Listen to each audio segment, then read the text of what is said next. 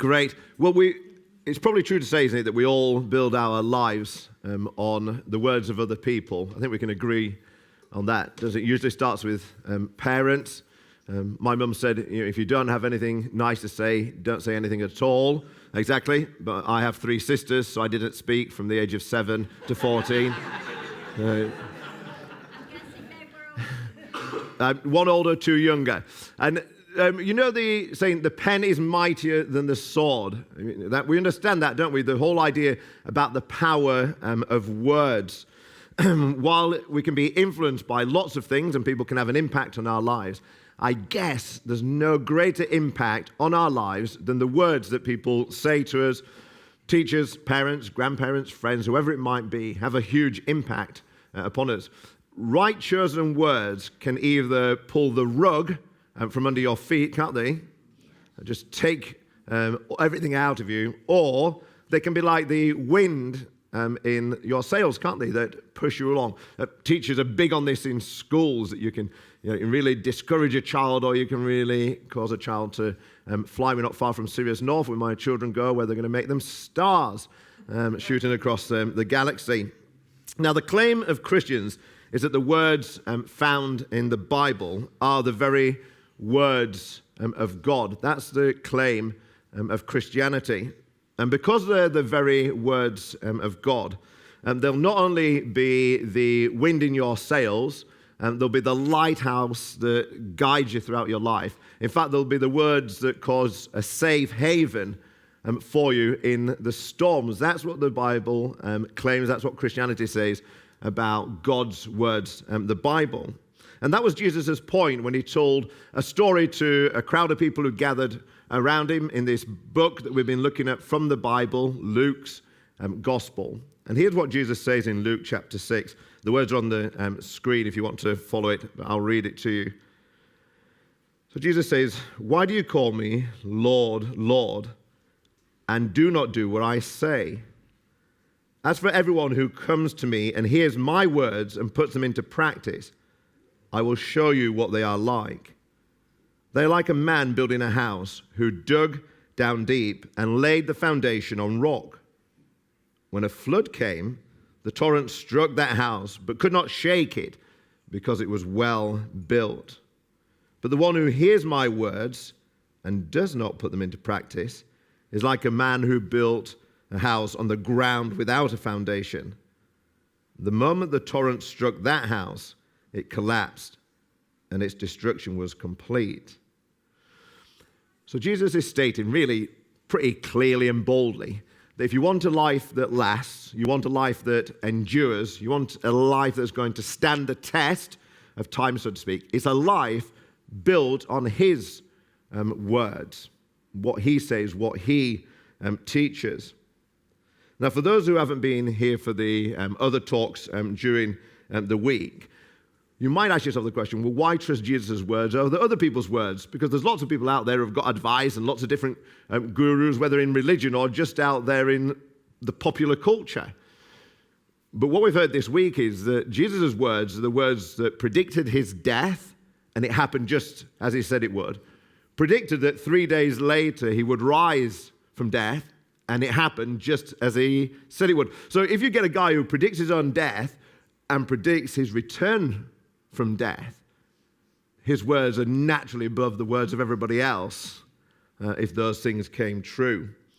So I want us to dig a little deeper into these 2 little diggers, as I've called them, these 2 people who want to build a house. And we'll begin by looking at the similarities, what they have in common. They have some differences, but they have a few things in common, and it's good for us to see. The first thing they have in common, you'll notice, that they both have the same dream, the same plan. Did you notice that? Both of them want to build a house. Now, a house, for them, it was a symbol of security, stability, of a life flourishing. Now, if you think about it, how many people just want to make an absolute mess of their life? I wouldn't think anybody plans to do that. Nobody sits down with a pencil and thinks, oh, how can I make a car crash of my life this year? Or they're flicking through Facebook saying, is there any advice here how I can make a shipwreck of my life? No. Most of us are planning to have a flourishing life, a secure life. And those two builders had the same thing in common. They wanted a secure life. They wanted to build a house and have a life that flourishes. I guess we've got that same desire. It probably unites all of us. And the second thing that they have in common is that both of them heard Jesus' words. They both heard Jesus' advice on life, we might say. It wasn't that one of these builders, he had access to better blueprints than the others. Like one of them, it's not that one builder went to the Guild of City Builders and got his blueprints, where the other one typed in cowboybuilders.com and downloaded his blueprints. It's not like that. It says that both of them heard these words of mine. That's what Jesus says. Both had access to the same good instruction and the same good instructor, Jesus. They both, we might say, had equal opportunity when it came to building a good life, a flourishing life. Here's the third thing that they had in common. They both experienced the same storm. You see, it wasn't that you're not looking at them at the end and think, oh, well, that guy had a big storm and he had a small storm. It wasn't about the houses. No, it wasn't one had a sprinkler and another had a tsunami. We're to imagine that both these houses are built in the same neighborhood, maybe side by side. None of us escape the storms of life, do we? They come in different shapes and sizes. They come at different times with different intensity, but we all face them. But the question, I guess, that we all ask, and what Jesus is really asking of the people when he tells this story to them, he says, is the foundation on which you've built your life, the words, the advice, the instruction, the wisdom that you've built your life on, do they stand the test of the storm? When the boss is overbearing, making work overwhelming, have you got a good foundation? When the child is so unruly that it's making life unlivable, have you got a good foundation? Or when there's too much month at the end of the money, have you laid a good foundation, which many of us may experience in the bleak days ahead? What gives you a solid footing? What foundation have you built for your life? I guess these three things tie each of us together, bind us as we seek to build a secure future, build a life that flourishes. We all want, don't we? We all dream and plan for a good life. In fact, we all, by virtue of the fact that we're here today, have access to the same good blueprints Jesus is teaching in his instructions. And the reality is that we will all in our life, and will have even up until this day, faced storms. So those are the things that these builders have in common. But actually, Jesus tells the story not so much to focus on what they had in common, but really to get us surprised and shocked by the differences. And that's where the shock comes in. You see, they built on different foundations, didn't they?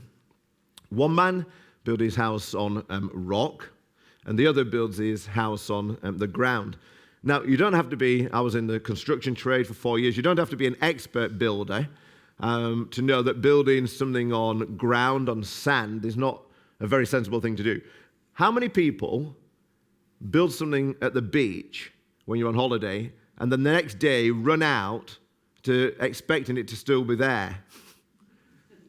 Lindsay does. Brilliant. Okay. Oh, you don't expect it to be there, right? You don't expect it to be there. The reason you don't is because if you build on sand, you expect that it's going to collapse, don't you? A little bit of water, a bit of rain, a bit of wind, and it's gone. So if that's the case, and Jesus tells this story, why would anybody choose to build their life, the most precious thing that you have as a gift, your life, why would you choose to build it on sand and not on solid foundation digging down into the rock? And I guess there are three basic reasons that we choose to build on sand. Sand being the easier teaching of what we think, or what the world says, as opposed to what God says in his word, the Bible. Well, the reason is that building on sand is much easier than building on rock. It's easy. Building down into the rock is very hard, where building on sand is a piece of cake. When I was in the construction trade, once you start, you always are given the jobs of building digging out for the foundations. Why? No one wants to do it. It's so hard. When you're the bricklayer, you're 40 years old, 50 years old, you're not going to do it. And you know you've really graduated when suddenly someone else joins the team and they're the one with the shovel digging out the foundations. Nobody wants to do it because it's hard work. But also it's costly as well. This is why whenever in lots of countries when you hear about buildings collapse and then there's an investigation afterwards and they say, oh, they didn't have good foundations. Why didn't they have good foundations? Because it costs more. They're trying to cut corners. But also it takes a long time. It's time consuming. And here's a contrast you see between building just the way that you want to, by the wisdom that is out in the world, as opposed to Jesus' teaching his wisdom. And we prefer this because it's not as hard, doesn't cost as much, and it's not as demanding on our time. But Jesus says, but it's sand. It's not rock. But you see, it's no surprise then that people neglect Jesus' words, ridicule his words, mock his words. We've been outside handing out donuts, trying to talk to people about Jesus out on Beverly Road. And so many people have mocked us and ridiculed us and the words of Jesus. Why? Because they're demanding. They confront people. They challenge us. But no matter how hard it is, how costly, how much time it takes, it's worth it. And it's worth it because of the end results. And here is the biggest contrast that is made in this story that Jesus tells. And that is the end result. Because the house of Mr. Sandman collapsed. His life came to a disastrous end. It all falls apart around his ears. But the house of Mr. Rockman, well, it stands firm. It stood the test. You see, the story asks, what foundation are you building on? What foundation are you building on? Is it just the instruction that's out there or the instruction that's in the Bible? Well, let me say that one of the strongest motivations to live according to Jesus' words, to build upon Jesus and his words, is that end result. You'll be willing to put in the hard work, soak up the cost, put in the extra hours, because you don't want life to come crashing down around your ears. See, how often, let me just ask you about your own personal experience. How often have you done something, whatever it might be, at work, at home, in a relationship, and you at the end, there's a bit of a disastrous result, and you say, I wish I'd just put in that extra time. I wish I'd just paid a little bit more. I wish I'd just worked a little bit harder. I remember doing some shelves, doing it, and I kept thinking, oh, they could do with some supports across the back. But then I thought, oh, no, I'll have to go buy some more wood. I'll have to go to B&Q. And of course, within a year, my books had bent the shelves, and there was no way of getting them back into the right position. If I'd have just not cut the corner. And storms blow into our lives. And the question is whether they'll blow the house down because they were built on flimsy foundations, or whether our house will stand. And Jesus is saying to the people that he told this story to when he first said it, he's saying to them, look, I've done all the work necessary. We've been hearing about it this week. I've done all the work necessary for you to build your life on me, the solid foundation. You've just got to trust, believe, and act upon it. You see, let me tell you a story about perspectives. Okay? I haven't got my Bible here with me. There's some little Luke's Gospels on the table that you can take home with you. But let me tell you about perspective. Because I'm talking about Jesus' words, and as I said at the beginning, why Jesus' words about other people's words. And you think about the Bible, and maybe you have a certain kind of attitude towards the Bible from what you've heard is in the Bible. But imagine this, in regards to thinking about perspective, attitudes to things. Imagine a child and their attitude in the park. And as they're going into the park, There's a lovely park. And they see the fence in the park, and there's a gate with a latch at the top to get in. And the child sees the fence, and it says, oh, why is this fence here? I can't run off and play in the woods if I want to. This fence is very restrictive. It's stopping my fun. And then they see signs that says, no dogs allowed. And the child says, well, actually, I'd love to be able to play with a dog in the park and stroke it and run around with it. What's wrong with these people? Why won't they let dogs in? And then as they're playing on the equipment, this little black rubbery stuff starts going into the shoes that's underneath them. And they say, this is really irritating. I can't stand this. It's going in my shoes. It's in my socks. And they're throwing themselves on the floor, screaming and flailing as if they're standing on razor blades. That's their perspective on the park. Now imagine the mum or dad in the park, and they say, oh, I'm really glad this fence is here so they can't just wander off into the woods. I'm glad the council's decided that dogs can't come into the park so that I know they're not going to get bitten if there's a dog that's nasty. And oh, look, little Johnny's just falling off the climbing frame, but it's all right because he's bounced on the little rubbly black stuff, so his head's all right.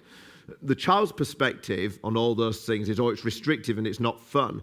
The parent's perspective is, wow, this causes my child to be protected and flourish.